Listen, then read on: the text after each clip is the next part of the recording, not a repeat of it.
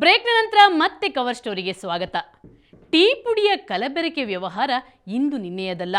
ಈ ವ್ಯವಹಾರ ಅಧಿಕಾರಿಗಳ ಕಣ್ಣ ಮುಂದೆ ನಡೆದರೂ ಅಪರಾಧಿಗಳಿಗೆ ಶಿಕ್ಷೆ ಕೊಡಿಸಲು ಸಾಧ್ಯವಾಗುತ್ತಿಲ್ಲ. ಕಾರಣ ಸಾಕ್ಷಿಗಳ ಕೊರತೆ. ಆದರೆ ನಮ್ಮ ಬಳಿ ಇದೆ ಪ್ರಕಾಶ್ ಹಾಗೂ ಖ್ವಾಜಾ ಚಹಾದ ಬಣ್ಣ ಬಯಲು ಮಾಡಿದ ದಾಖಲೆ.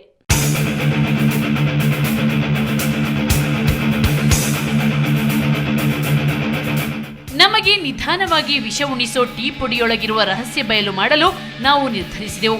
ಅದಕ್ಕಾಗಿ ಅತ್ಯಂತ ಜನಪ್ರಿಯ ಹಾಗೂ ಹೆಚ್ಚಿಗೆ ಬಳಕೆಯಲ್ಲಿರೋ ಪ್ರಕಾಶ್ ಟೀ ಮತ್ತು ಖ್ವಾಜಾ ಟೀಯನ್ನು ಬೃಹತ್ ಬೆಂಗಳೂರು ಮಹಾನಗರ ಪಾಲಿಕೆಯ ಪ್ರಯೋಗಾಲಯಕ್ಕೆ ಪರೀಕ್ಷೆಗೆ ಕೊಟ್ಟೆವು.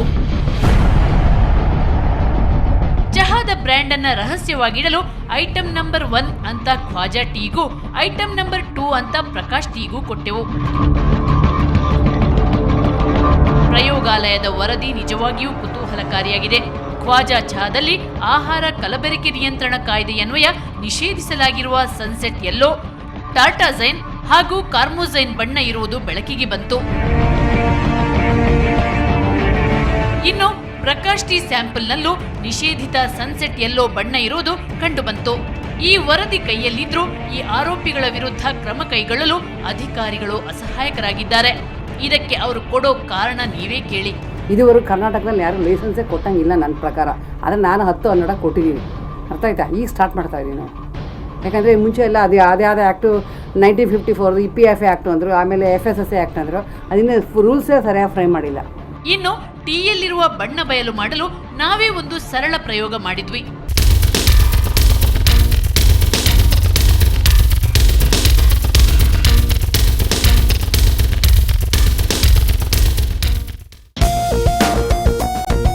ಇದು ಖ್ವಾಜಾ ಟೀ. ಅದರಲ್ಲೂ ಖ್ವಾಜಾದಲ್ಲೂ ಕೂಡ 2 ಬಗೆಯ ಟೀ ಸಿಗುತ್ತೆ. ಸ್ಪೆಷಲ್ ಟೀ ಅಂದರೆ ಖಡಕ್ ಟೀ ಮತ್ತು ಸಾಧಾರಣ ಟೀ. ಈಗ ನಾನು ಮೊದಲಿಗೆ ಸಾದಾ ಟೀನ ತಗೊಳ್ತಿದ್ದೀನಿ. ಈಗ ನಾನು ಖ್ವಾಜಾ ಸ್ಪೆಷಲ್ ಟೀನ ತಗೋತಿದ್ದೀನಿ. ಇದು ತುಂಬಾ ಖಡಕ್ ಆಗಿರುತ್ತೆ ಮತ್ತು ಜನರು ಹೆಚ್ಚು ಬೇಡಿಕೆ ಮಾಡಿದ್ರೆ ನಿಮಗೆ ಸ್ಪೆಷಲ್ ಟೀ ಬೇಕಾದ್ರೆ ದುಡ್ಡು ಜಾಸ್ತಿ ಕೊಡಬೇಕಾಗುತ್ತೆ. ಇದು ಹೇಗೆ ಬಣ್ಣನ ಬಿಡುತ್ತೆ, ಇದು ಯಾವ ಕ್ವಾಲಿಟಿಯಲ್ಲಿದೆ ಅಂತ ನೋಡೋಣ ಬನ್ನಿ. ಆಮೇಲೆ ನಾವು ಕೆಲವು ಗೋಡೌನ್ಗಳಿಗೆ ಹೋದ್ವಿ. ಆ ಗೋಡೌನ್ಗಳಲ್ಲಿ ಲಾಟ್ ಟೀನ ಹಾಕಿದ್ರು. ಈ ಗೋಡೌನ್ ಅಲ್ಲಿ ತಂದಂತಹ ಟೀ ಇದಕ್ಕೆ ಹೆಸರಿಲ್ಲ, ಏನಿಲ್ಲ, ಬರೀ ಲೂಸ್ ಕೊಟ್ಟಿದ್ದಾರೆ. ಅದು ಹೇಗಿದೆ ಅಂತ ನೋಡೋಣ. ಇದು ಇನ್ನೊಂದು ಬಗೆಯ ಗೋಡೌನ್ ಅಲ್ಲಿ ತಂದಂತ ಹೆಸರಿಲ್ಲದ ಟೀ ಪುಡಿ.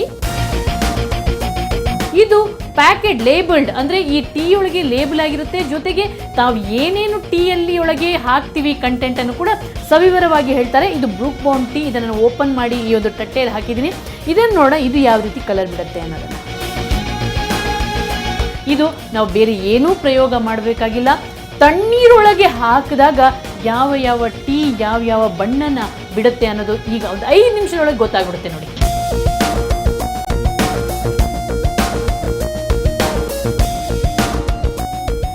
ಕಣ್ಣ ಮುಂದೆನೆ ನಿಮಗೆ ಸಾಕ್ಷಿ ಇದೆ ಯಾವ ರೀತಿ ಒಂದೊಂದು ಟೀಗಳು ಯಾವ ರೀತಿ ಬಣ್ಣನ ಬಿಡ್ತವೆ ಅಂತ ನೋಡಿ. ಇದು ಲೇಬಲ್ಡ್ ಟೀ. ಇವೆಲ್ಲವೂ ಕೂಡ ಲೂಸ್ ಸಿಗುವಂಥ ಟೀ. ಇದರ ಒಂದೊಂದು ಕಲರ್ ಡಿಫ್ರೆನ್ಸ್ ನೋಡಿ. ಇದು ನಾವು ಪ್ರಕಾಶ್ ಟೀ ಪ್ಯಾಕೆಟ್ನಿಂದ ತೆಗೆದಿರುವಂಥದ್ದು. ಈ ಕಲರ್ಗೂ ಕೊಂಚ ವ್ಯತ್ಯಾಸ ಇದೆ. ಆದರೆ ಖ್ವಾಜಾ ಟೀ, ಇದು ಸಾದಾ ಖ್ವಾಜಾ ಟೀ, ಇದಕ್ಕೂ ಈ ಕಲರ್ಗೂ ತುಂಬ ಡಿಫ್ರೆನ್ಸ್ ಕಾಣ್ತಾ ಇದೆ. ಅದರಲ್ಲೂ ನೀವು ಸ್ಪೆಷಲ್, ನನಗೆ ಸ್ಟ್ರಾಂಗ್ ಟೀ ಬೇಕು, ಸ್ಪೆಷಲ್ ಟೀ ಬೇಕು ಅಂತಿರಲ್ಲ, ಇದೇ ಟೀ. ಅಂದರೆ ಇದರಲ್ಲಿ ಹೆಚ್ಚು ಕಲರನ್ನು ಹಾಕ್ತಾರೆ, ಹೆಚ್ಚು ಕಲರ್ಫುಲ್ ಆಗಿ ಕಾಣುವಂತೆ ಮಾಡ್ತಾರೆ ಈ ಟೀ. ಮತ್ತು ಇದು ಇವೆರಡು ಗೋಡೌನಿಂದ ತೆಗೆದ ಟೀ. ಈ ಒರಿಜಿನಲ್ ಟೀಗೆ ಕಂಪೇರ್ ಮಾಡಿದ್ರೆ ಇವುಗಳ ಕಲರ್ ಎಷ್ಟೊಂದು ಡಿಫ್ರೆನ್ಸ್ ಬರುತ್ತೆ ಅಂತ. ಅಂದರೆ ಟೀ ಒಳಗೆ ಬರೀ ತಣ್ಣನೆ ನೀರಿನಲ್ಲಿ ಹಾಕಿದಂಥ ಟೀ ಬಿಸಿನೀರಿಗೆ ಹಾಕಿ ತಯಾರಿಸಿದಂಥ ಟೀ ರೀತಿ ಇರುತ್ತೆ. ಅಂದರೆ ಹೇಗೆ ಜನರನ್ನು ದಿನ ತುತ್ತು ವಿಷ ಕೊಟ್ಟು ಕೊಲ್ತಾರೆ ಅನ್ನೋದು ಇದೇ ಸಾಕ್ಷಿಯಾಗಿದೆ. ನಕಲಿ ವಿಷಕಾರಿ ಟೀ ಹಾವಳಿ ಹಲವು ವರ್ಷಗಳಿಂದ ನಮ್ಮ ನಾಡನ್ನ ಕಾಡುತ್ತಿದೆ. 2000ರಿಂದ ಈಚೆಗೆ ಇದರ ವಿರುದ್ಧ ಹೋರಾಟ ನಡೆಯುತ್ತಲೇ ಇದೆ. 2008ರಲ್ಲಂತೂ ಸಿಸಿಬಿ ಪೊಲೀಸರು ನಕಲಿ ಟೀ ಗೋಡೌನ್ಗಳ ಮೇಲೆ ದಾಳಿ ಮಾಡಿ 51 ಲಕ್ಷದ ಮಾಲು ವಶಪಡಿಸಿಕೊಂಡಿದ್ರು.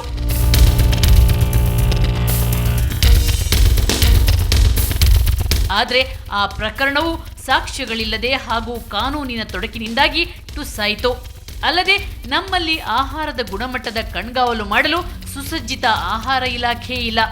ಇರೋ ಸಿಬ್ಬಂದಿಗಳು ವಿಐಪಿಗಳ ಆಹಾರ ಪರೀಕ್ಷೆ ಮಾಡೋದ್ರಲ್ಲೇ ಕಾಲ ಕಳೀತಿದ್ದಾರಂತೆ.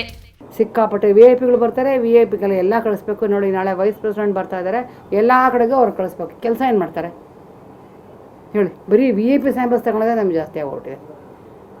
VIP ಬೇರೆ ಏನಾದ್ರು ಮೆಥಡ್ ಮಾಡಿದ್ರೆ ಒಳ್ಳೇದವರು. ಆಮೇಲೆ ಸ್ಯಾಂಕ್ಷನ್ ಪೋಸ್ಟ್ ನಮಗೆ 27 ಇದೆ.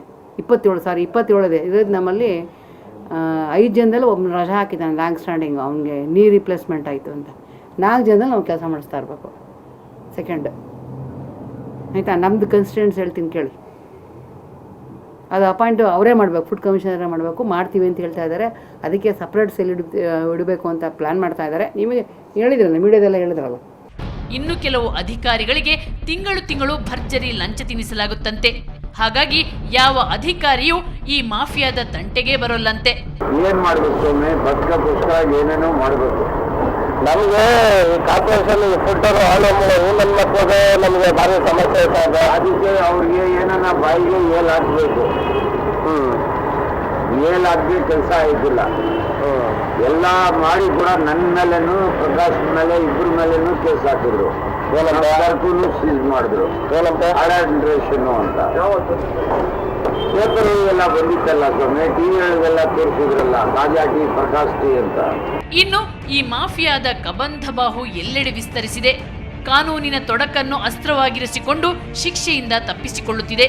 ದುರಂತ ಅಂದ್ರೆ ಇಲ್ಲಿವರೆಗೆ ಇವರ ವಿರುದ್ಧ ಒಂದೇ ಒಂದು ಪ್ರಕರಣ ಕೂಡ ದಾಖಲಾಗಿಲ್ಲ.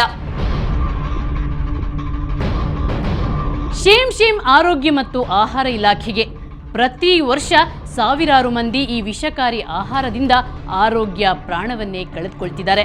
ಆದರೆ ನಮ್ಮ ಸರ್ಕಾರಕ್ಕೆ ಇದ್ಯಾವುದರ ಗೋಜೆ ಇಲ್ಲ. ವಿಧಾನಸೌಧದಲ್ಲಿ ನೀಲಿ ಚಿತ್ರ ನೋಡೋಕೆ ಪುರ್ಸೋತಿರೋ ನಮ್ಮ ಜನಪ್ರತಿನಿಧಿಗಳಿಗೆ ಯಾಕೆ ನಮ್ಮ ಜನರ ಆರೋಗ್ಯದ ಬಗ್ಗೆ ಯೋಚಿಸಲು ಸಮಯ ಸಿಗಲ್ಲ? ಇನ್ನು ಕನ್ನಡದ ನಾಡು ನುಡಿಗೆ ಹೋರಾಡೋ ಕನ್ನಡ ಪರ ಹೋರಾಟಗಾರರು ಕನ್ನಡಿಗರ ಆರೋಗ್ಯ ಹಾಳು ಮಾಡೋ ಇಂಥ ಮಾಫಿಯಾಗಳ ವಿರುದ್ಧ ಯಾಕೆ ದನಿ ಎತ್ತುತ್ತಿಲ್ಲ ಅನ್ನೋದು ನಮ್ಮ ಪ್ರಶ್ನೆ. ಇದು ಇವತ್ತಿನ ಕವರ್ ಸ್ಟೋರಿ. ಕ್ಷಣ ಕ್ಷಣದ ಸುದ್ದಿಗಾಗಿ ನೋಡ್ತಾ ಇರಿ ಸುವರ್ಣ ನ್ಯೂಸ್ 24/7.